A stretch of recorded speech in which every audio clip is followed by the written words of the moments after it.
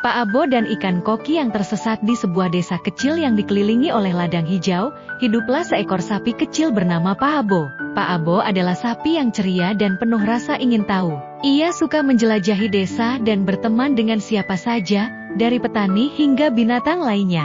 Suatu pagi, ketika Pak Abo sedang merumput di tepi sungai, ia mendengar suara aneh.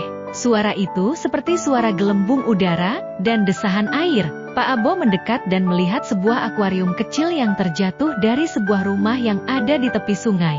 Di dalam akuarium itu, ada seekor ikan koki yang terombang-ambing di air yang semakin dangkal. Titik ikan itu terlihat kebingungan dan kelelahan. "Ah, kau pasti sedang kesulitan," pikir Pak Abo. Tanpa ragu, Pak Abo merundukkan tubuhnya dan mencoba untuk membawa akuarium itu kembali ke dalam sungai yang lebih dalam, di mana airnya lebih banyak dan segar. Namun, akuarium itu terlalu berat dan tidak bisa dipindahkan dengan mudah.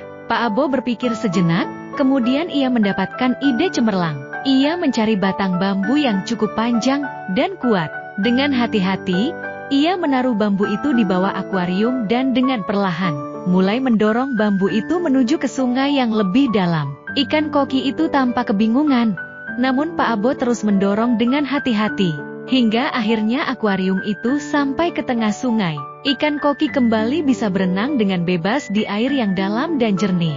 "Terima kasih, Pak Abo. Aku hampir kehilangan harapan," kata ikan koki dengan suara lembut. Meski ia hanya bisa mengeluarkan suara berbunyi bluk-bluk. Pak Abo tersenyum lebar. "Tidak masalah, aku hanya ingin membantu. Kau aman sekarang." Sejak saat itu, ikan koki dan Pak Abo menjadi teman baik.